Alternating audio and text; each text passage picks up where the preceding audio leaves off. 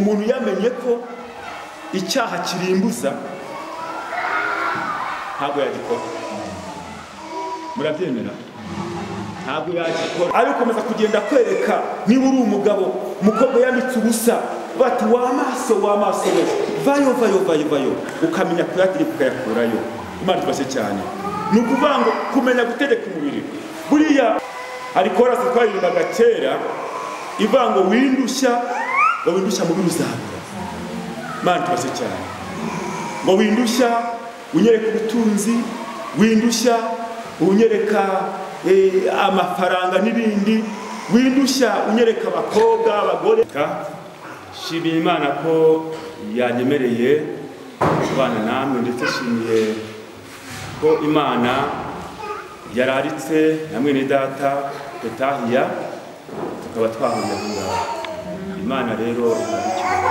Mu by'ukuri iri torero rya hano muzi ko ariho ntuye, nubwo nyine sengera Gasovu, ariko umuryango usa nkaho barizwa hano. Ubwo rero hari igihe mba numva mfite inyota yo kubana namwe kugira ngo dusengane Imana, nongere ndebe uburanga bwanyu. Imana ishimwe kuko yabyemeye. Ndagira ngo mbere yuko nyine twakomeza muranzi, uretse ko byashoboka ko yenda hari n'abadasobanukiwe neza, ariko ni byiza ko twibwirana kugira ngo tuganire tuziranye. Nitwa Ntamugabumwe Etienne cyangwa se Stefano. Ndi umugabo, ndubatse, mfite umudamu n'abana 7. Ndi umudiyakoni itorero rya Gasovu, by'umwihariko nyine murabizi byo nkaba nyobora korale Itsemba. Nezerewe Imana rero kuri uyu munsi wa none, kandi natangiye kubona ko hari umugambi Imana ifite kuri twe uyu munsi. Numvise umuyobozi wayoboye iteraniro indirimbo yatangije, indirimbo irimo amagambo yo kwezwa, aho muri yavuze ati nyeza nkurubura yugisha amaraso avuye kugira ngo bunganire Imana itugire neza. Ndetse n'uwakomeje nibatubwira amagambo afite intego cyane cyane iyo kwezwa cyangwa se kweza urusengero rw'Imana. Naje kumva ntangariye Imana kuko nanjye intego Imana ifite ku mutima ni amagambo agendanye no kwezwa. Ndagira ngo twihute dusome Abatesalonike igice cya 4 aha ku murongo wa 3, tubwira ngo icyo Imana ishaka ni iki? Ni ukwezwa kwanyu no kwirinda gusambana, ngo umuntu wese muri mwe amenye gutegeka umubiri we, wezwe, ufite icyubahiro. Imana itugire neza. Aya magambo nayatekerejeho nayo, murumva ko intego anari ukwezwa. Icyo Imana ibashakaho ni ukwezwa kwayo, ngo no kwirinda gusambana, umuntu wese muri mwe akamenya gutegeka umubiri we. Buriya iri jambo birakwiriye ko turitekerezaho. Umuntu wese muri twe akamenya gutegeka umubiri we.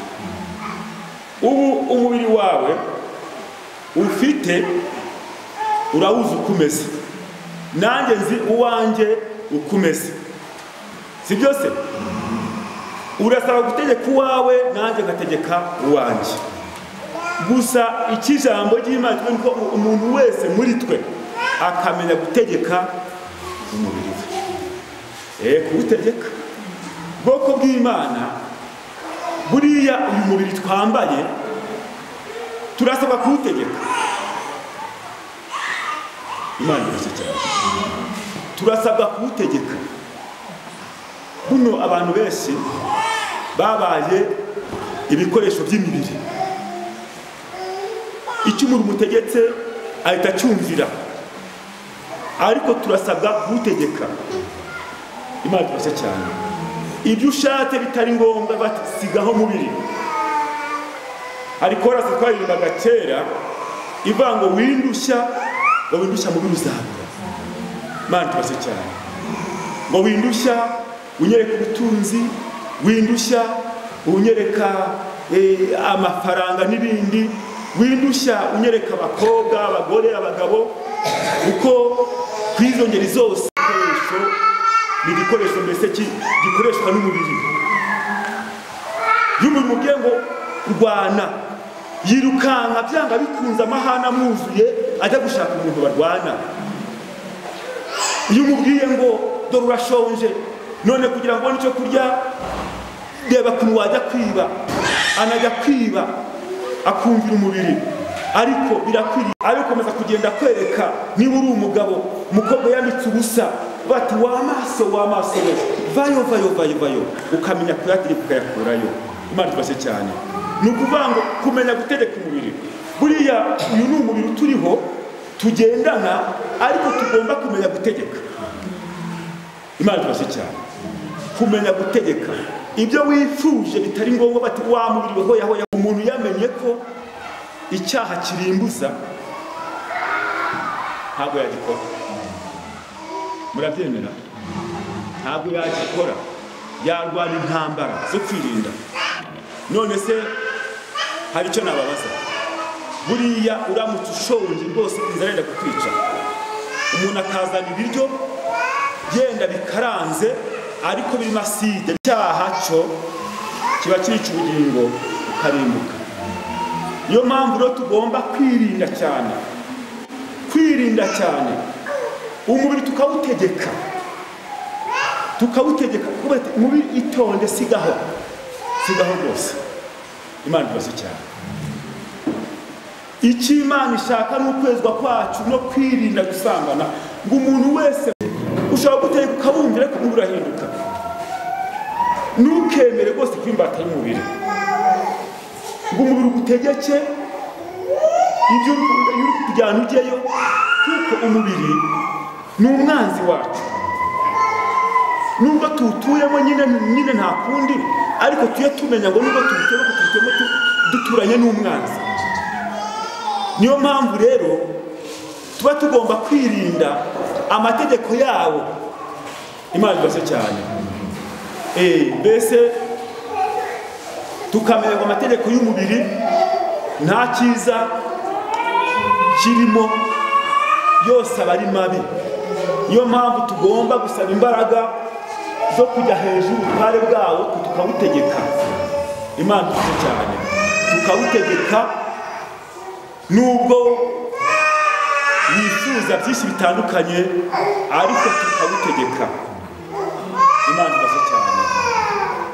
Ubwoko bw'Imana ndagira ngo iki kintu mukiteho, dusabe Imana imbaraga zo guteka imibiri yacu. Nujya ubona inzara yaje, ujye ubwira Imana ati Imana ndashonje, ariko nzi ko nubwo nshonje nzi ko amaso yawe ari kundeba. Imana irashye cyane. Wemereye ndikurye, ariko uhagarare mu gukiranuka. Byanga bikunze Imana yakugaburira ugiye gikwiriye. We kujya kwiheba, ujye umenya ngo Imana ni nziza. Imana hari igihe ishima ko waburara kabiri, ariko atwari rwose ubwa gatatu nzamugaburira. Ubwo rero ugasanga bamwe barariganyijwe, nyamara Imana arigambiriye kubagirira neza. Ariko Imana idufashe twihangane. Dore nk'ubu turi mu bihe bibi, ibihe rwose bigaragara ko ari ibihe by'inzara. Ibihe by'inzara bagiye bayiha amazina atandukanye, ariko nubwo bimeze gutya ntabwo turaba gupfa. Si byose ni Imana itwitayeho. Imana itwitayeho, byanga bikunze ku bantu hanze amaso Imana nayo ibitayeho. kuko ijambo rivuga ngo uwiteka ngo ni Imana igira neza ngo ajya arengera abantu be mu nzara ngo badapfa. Imana tubashe cyane akaba hafi yabo. Buriya mbona abantu hari ikimana ikorera abantu bayiringiye ku buryo rwose ushobora no gusonza ariko ukumva muri wo mutima harimo ihumure. Imana itugiriye neza. Hari n'igihe Imana rero ijya ihagarika rwose, sinzi uko nabivuga, umuntu ukumva rwose wagira ukumeze nk'umuntu wariye kandi utariye. Mujya mubibona se rwose pe, ukumva umeze nk'umuntu wariye kandi utariye. Ubwo buryo nabwo Imana yabukoresha ikakugaburira ikoresheje amafunguro yawe utazi, ukumva rwose ukava mu rugo mu gitondo ukajya ku rusenge, yewe ukava ku rusenge ukagira ibindi bintu winjiramo ariko umeze nk'umuntu wariye. Mujya mubibona rwose hibaza rwose byagenze bite, ariko nta kundi ni Imana yabikoze. Imana itugiriye neza. Ni Imana kandi atari uko wiyirije, ahubwo ari uko byabuze. Ukava gusenga ukagira mu ugasanga nta kintu gihari, ukomeza ukikorera imirimo ukabona burije ukamera nk'umuntu wariye. Imana burya bagutungishije Imana yo mu ijuru utazi, ikagira icyo ikora mu nda yawe rwose ikagira uko ibigenza. Noneho kandi hari n'ukundi kuntu Imana yikora ikakugaburira ikoresheje inzira zayo nyinshi, abantu zirenze 1000. Buriya rero Imana ifite inzira nyinshi zo gutabara abantu bayo. Niyo mpamvu ngira ngo mureke twihangane, twe kujya twumvira iby'imibiri iri kudutegeka, ahubwo tujye twumvira Imana yaturemye byanga bikunze, ifite umugambi wo kutugirira neza. Kuko niba hari ikintu rwose kiraza Imana ishinga, cyangwa se hari ikintu kiba ku mutima w'Imana, umuntu wayo uyubashye uri kugeragezwa. Uri kugeragezwa buriya kwa kundi uri kubona rwose uri aho ngaho rwose ubona mu nzu uri kubona nta kintu uri kurebamo rwose, ugapita kubona mbese nta kintu uri kubona.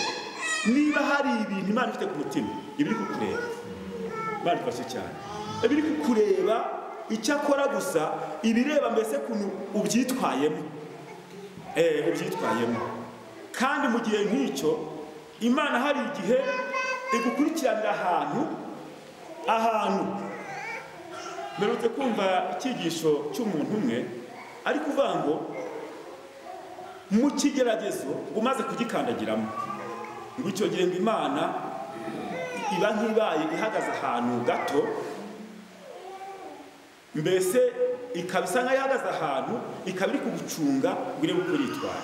Yaje gutanga urugero uburyo umwarimu iyo akiri gutanga isomo aganira n'abana ababwira, ariko ngo iyo amaze kubyandika kuri taburo ngo we aba yihagarara n'ahantu no mu ipembe, mbese abana bagahangana na rya somo, nta kindi kintu mwarimu mbese aba ari kongera kuvugana nabo, abategereje kureba mbese umwana uratsinda akakosora rero agatanga amanota. Imana ibashe cyane. Ngo niko n'Imana rero iyo imaze gushyira icyo gipimo, cyangwa se imaze mbese kubona ko duhagaze kuri cya kibazo runaka, yo iri uko turacyitwaramo. Batwari kose uriya muririmbyi ndi kumureba yahuye n'inzara, reka ndebe uko abyitwayemo. Satani niho aza akakongorera, ariko se yenda ugiye kubeshya runaka gucya, yenda ntiyagira icyo yagwace ku yenda kubona icyo kurya, nk'uko Imana akaza ariko se kujya kubeshya ko ari icyaha wakwihangana ukituriza. Kandi ayo majwi n'ubundi yose umuntu arayumva, uretse ko ijwi rihata umuntu mbese kujya gukora icyaha rikomeza kugira imbaraga n'urutoto, ariko iyo uri ubugingo byajwi rije kugata, ariko wakwiturije ko Imana itagukugenza. Ibi si ubyumvira kuri kose, nubwo bimeze gutya, reka ntegereze gutabarwa n'Imana. Icyo gihe Imana nk'ejo ibiri kujya inezerwa, n'ubiti rwose umwana wanjye hariya aranesheje pe, hagaze neza. Ubwo rero ibifite kuri ubutabazi kandi ubu twese ko turaha twagiye tubona ubutabazi buvuye ku Mana, twabonaga ibintu bisa nkaho byarangiye. Si byose niko bimeze. Ndetse yaba no mu burwayi bujya, hari igihe umuntu yumva yenda ibintu bikomeye, amajwi akaza ati wakoze gutya wakoze gutya, ijwi ry'Imana rikaza, wakwihanganye ko Imana ishobora byose, kwizo nzira yo kwikiza amatari nziza, ukanegereza ukavuga n'undi hahandi Imana reka ariyo mpanga amaso. Imana byanga bikunze ikwitaho ikakugira neza. Mureke tujye twihangana rwose, twe kumvira iyi mibiri yacu, tujye twihangana. Buriya hari abantu bagiye bihangana kandi bamaze kunesha, bagezeyo, abo ngo bazadutsindisha. Umuntu arutse kwicisha avuga ati ese Yobu wahagaze kuri serikeye 10 zana abana b'10 bari bapfiriye icyarimwe, akavuga ati Uwiteka niwe wabambaye bishuje izina rye rishimwe. Ati none wowe ihene iri gupfa ugasiba amateraniro, ati uwo muntu muzahangana muti? Imana ibashe cyane, ntabwo ari ikibazo, ni ikibazo. Biradukwiriye kwihangana, Imana tugirire neza. Rero nubwo turimo dukora ku bintu bitandukanye nyine nk'abantu bagana mu ijuru, ariko twibuke ko intego dufite nkuru niyo kugira ute, niyo kwezwa. Kandi ubundi mbese wagize ngo umuntu utejejwe ko kwihangana yabishobora? Ntabwo yabishobora. Kuko utejejwe byanga bikunze kwihangana ntibyashoboka. Ndagira ngo rero Imana igufashe ndetse nanjye ifashe, tuyikoreye twejejwe, kugira umwete wo kubana n'abantu bose amahoro yo kwezwa, kuko utejejwe atazareba umwami w'ijuru. Turifuza kuzareba umwami Imana, ni byiza, ariko birakwiriye ko umwete wo kwezwa, kuko nitutezwa ntabwo tuzamubona. Kandi turebye igihe tumaze bamwe hano dusenga Imana, dukora imirimo itandukanye, dushaka kuzareba umwami Imana, murumva ko cyazaba ari igihombo tutazamubona, cyazaba ari igihombo tutazamubona. Kandi rwose ubwoko bw'Imana, ndabizi uko nabivuze, kubura aha ngaha ni uko ushaka kuzamureba, ariko uko ushaka kuzamureba nawe arakubwira ati nuko nushaka kuzandeba ezwa, kuko nutezwa ntabwo uzambona. Imana nigufashe ugira umwete wo kwezwa. Buriya rero Imana, hari mwenda twaganira nimugoroba tuvuga mbese uburyo Imana yaremye umuntu, ariko imuha uburenganzira ku mahitamo yaho yakwerekeza ubugingo bwe. Uramutse uvuze ngo njye ubugingo bwanjye buhitiyemo kurimbuka, nuko nyine ukabujyana mu byaha, nuko nyine uhisemo nabi. Ariko Imana yo yifuza ko abantu bahitamo neza bakabona ubugingo buhoraho. Icyo kubona muri amahitamo meza umuntu agira, iyo uhisemo gutera ntabwo usanga Imana nayo hari nyinshi itera igusanga kugira ngo ikwiyegereze. Imana tugire neza. Ni kuvuga ngo nuko rero tugira umwete wo kwezwa, ariko ubundi Imana yitweza. Si byose buriya iravuga ngo icyo nshaka gusa ni ukwemera ibyaha byawe. Iyo umaze kubyemera rero, ukomaze guca ati ndabyemeye, Imana nkeneye kwezwa, Imana kuzazamba zagukoraho iraza ikakuhagira ikakweza, bitewe nuko yabonye ko nababajwe n'umwanda. Ariko hari abantu usanga basa nkaho nta nicyo bibabwiye, ugasanga umwanda we rwose nta kibazo afite cyawo, ariko iyo ubabajwe n'uwo mwanda habwa Imana ati Imana nkeneye ko umwanda wamvaho, nkeneye ko wamvaho, byanga bikunze Imana kugira neza. Mbese nta bantu mubona banejejwe n'imyanda yabo? Ntimubabona? Ho ugasanga bari njyewe hari ikintu cy'intangaza, ugasanga umuntu yishimiye umwanda we, ho ugasanga ari kugaya udafite umwanda. Ubu jya dutambuka ahantu nko kutubari mu masantire, ugasanga umuntu ari mu mwanda rwose w'ubusinzi, yandagaye rwose, yemeye kugenda yikubita hasi, ariko ubwo yatona dutambutse bamuhaga ngo ntabwo bwari bantu ngo madasama agacupa. None se ariko mu by'ukuri twebwe gutatu ubugabo, ntabwo twebwe dufite agaciro gake. ugasanga mu by'ukuri umuntu ari kugenda rwose yahindanye ari ugasanga ari banga umwe nta kigenda urumva ko ngo yishimiye umwanda we si byose ariko aramutse ateye intambwe kuba ati rwose uyu mwanda undiho Mana nkeneye ko wamvaho Imana yamugira neza ikamweza ikamuhindura neza rwose akagira agaciro yacu nabonye umuntu rwose amaze kwegera Imana ikamweza usanga rwose umuntu yahindutse pe asanga uretse no kwezwaho ku mutima no ku mubiri kukagaragara si byose ko bujya kwezwaho ku mutima no ku mubiri hari igihe bigendana kuvuga ngo ugasanga umuntu we wamaze guhindanira mu myanda y'ibyaha ntamya no gufura n'utwambaro ugasanga wamaze guhindanira mu myanda y'ibyaha mbese yemwe nyine n'inyuma ku mubiri yahindanye ariko yamara kwezwa ugasanga yewe no ku mubiri hagaragaye neza Imana ibashe cyane kuko Imana iyo imaze kweza umuntu umutima n'iby'inyuma byose bihita bigaragara ko uwo muntu yera Imana yagiriye neza ubwo rero ndagira ngo ubwoko bw'Imana habeho gutera intambwe akwiye ko umuntu agomba kwiyeza ashingiye ku bintu bimwanduza biragaragara ko hari ibintu byakwanduje kandi byinshi nawe urabizi ko wanduye kandi uwo mwanda wawe ugutesheje agaciro hari abantu usanga mu by'ukuri umwanda wabo ubatesheje agaciro n'ahantu batuye ugasanga nta gaciro afite Imana ifashe cyane ariko birakwiriye ko umuntu agira umwete wo kwezwa none se ko twiza amagambo menshi kandi intego y'ijambo ry'uyu munsi ko cyane yibanze ku kwezwa ese ntiwagira umugambi cyangwa se ukiha intego yo kubwira Imana ngo Mana amaze kwigishwa nibonye imyanda myinshi nabonye nakumva nta jambo rizima rituruka mu kanwa ke munuka mwagenda nakumva rwose amagambo yose ni amagambo mabi iyo ni imyanda rero birakwiriye ko Imana ati Imana imyanda yinyeze umuntu aho ari rwose mu by'ukuri nta jambo ryo guhesha abandi amahoro rimuba ahubwo ni amagambo yo gukomeretsa gusa birakwiriye ko iyo myanda ngo niyigombo ngo yaba amaze iki aricyo yaba amaze ni mu by'ukuri